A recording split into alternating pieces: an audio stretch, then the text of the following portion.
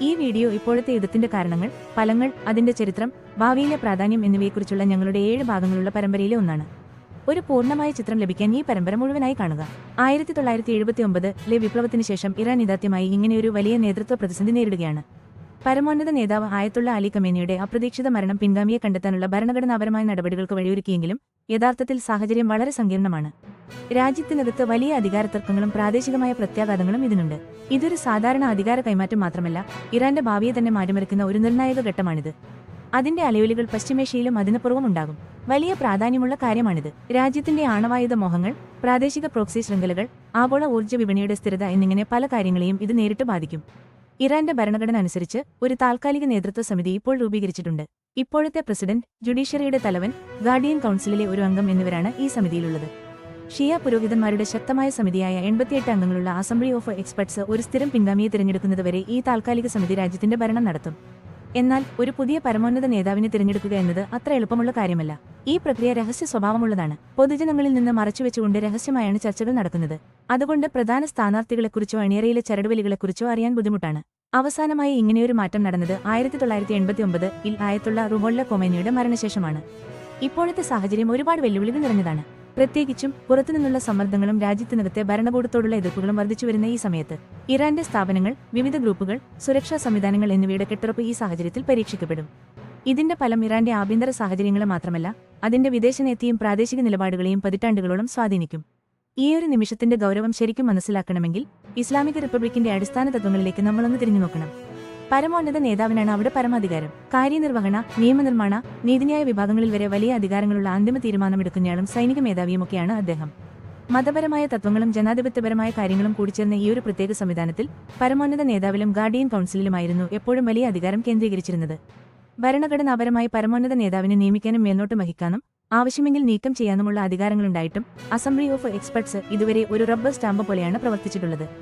ഇറാനിലെ 2 പരമോന്നത നേതാക്കളുടെയും തീരുമാനങ്ങളെ അവർ ഒരിക്കലും പരസ്യമായി ചോദ്യം ചെയ്തിട്ടില്ല.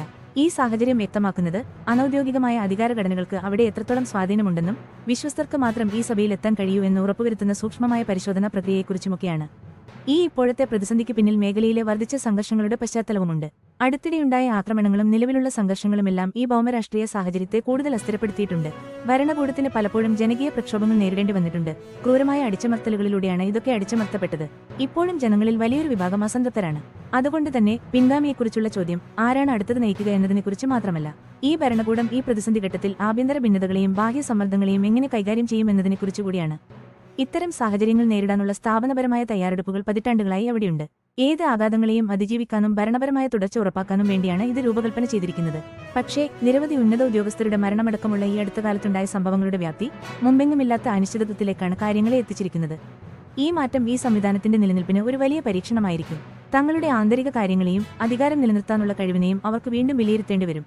പുതിയ സുപ്രീം ലീഡറെ തിരഞ്ഞെടുക്കാനുള്ള കാര്യങ്ങൾ നോക്കുന്നത് അസംബ്ലി ഓഫ് എക്സ്പെർട്സ് എന്നൊരു സമിതിയാണ്.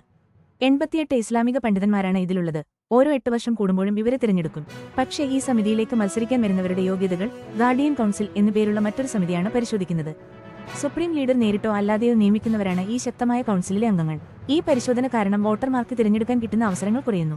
ഭരണകൂടത്തിന് താൽപര്യമുള്ളവർ മാത്രം ഈ സമിതിയിലെത്തുന്നുവെന്നും ഇത് ഉറപ്പാക്കുന്നു. അതുകൊണ്ട് ഈ തിരഞ്ഞെടുപ്പ് യഥാർത്ഥ ജനാധിപത്യപരമല്ല എന്നൊരു വിമർശനം വ്യാപകമായുണ്ട്. പിൻഗാമിയെ തിരഞ്ഞെടുക്കാൻ കുറച്ച് കർശനമായ മാനദണ്ഡങ്ങളുണ്ട്. യോഗ്യതയുള്ള ഒരു ഇസ്ലാമിക പണ്ഡിതനായിരിക്കണം, നീതിമാനും ഭക്തനുമായിരിക്കണം, രാഷ്ട്രീയ, സാമൂഹിക കാര്യങ്ങളിൽ നല്ല അറിവും നേതൃത്വപാഠവുമുള്ള ആളായിരിക്കണം എന്നൊക്കെയുള്ള നിബന്ധനകളുണ്ട്. പക്ഷേ സത്യം പറഞ്ഞാൽ ഈ തിരഞ്ഞെടുപ്പിനെ പലപ്പോഴും സ്വാധീനിക്കുന്നത് ഉന്നതരായ ആളുകൾ തമ്മിലുള്ള വിലപേശലുകളും ശക്തരായ സ്ഥാപനങ്ങളുടെ താൽപര്യങ്ങളുമെല്ലാമാണ്.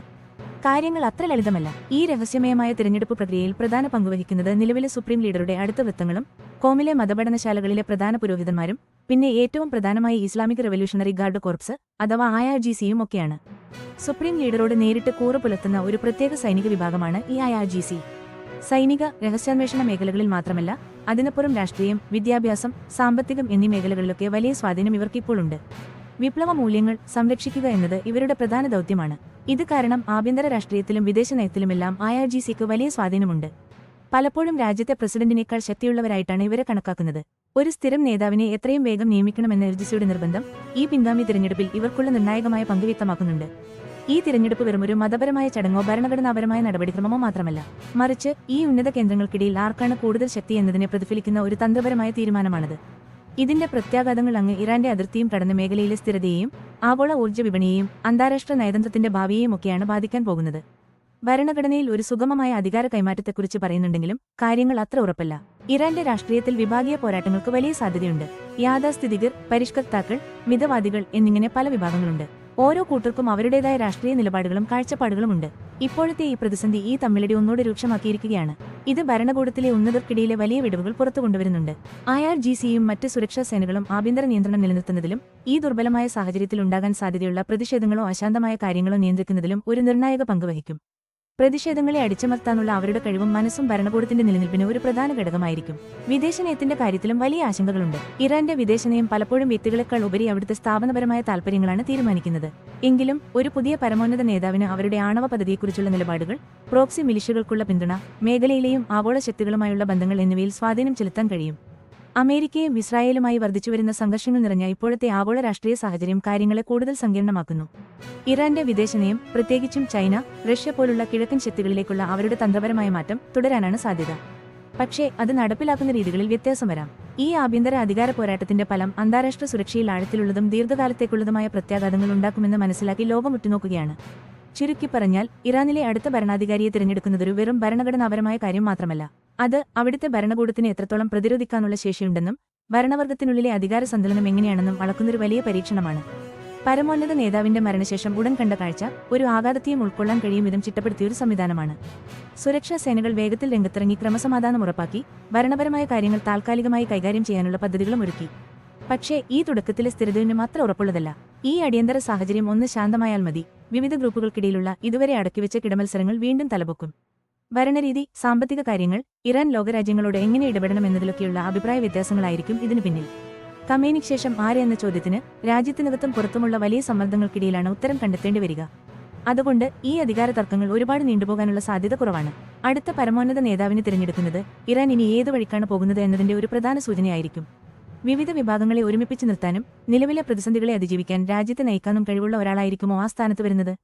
അതോ ഈ തിരഞ്ഞെടുപ്പ് ഇപ്പോഴുള്ള ഭിന്നതകളെ കൂടുതൽ വഷളാക്കുമോ? IRGC അഥവാ റവല്യൂഷണറി ഗാർഡ്, അവിടുത്തെ പുരോഹിത വർഗം, ടെഹ്റാനിലെ രാഷ്ട്രീയ നേതാക്കൾ എന്നിവരുടെ പങ്ക് ഈ കാര്യത്തിൽ വളരെ നിർണായകമാണ്. ഇറാനിലെ കാര്യങ്ങൾ സ്ഥിരതയോടെ പോയില്ലെങ്കിൽ അത് പശ്ചിമേഷ്യയിലെ സമാധാനത്തെയും ലോകത്തിന്റെ സുരക്ഷയെയും ദൂരവ്യാപകമായി ബാധിക്കുമെന്ന് ലോകം തിരിച്ചറിയണം.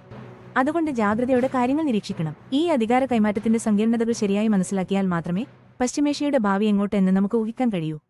ടെഹ്റാനിൽ നടക്കുന്ന സംഭവങ്ങൾ വരും വർഷങ്ങളിൽ ലോക രാഷ്ട്രീയത്തെ തന്നെ മാറ്റിമറിക്കാൻ സാധ്യതയുണ്ട്. അതുകൊണ്ട് വിവരങ്ങൾ കൃത്യമായി അറിഞ്ഞിരിക്കുക.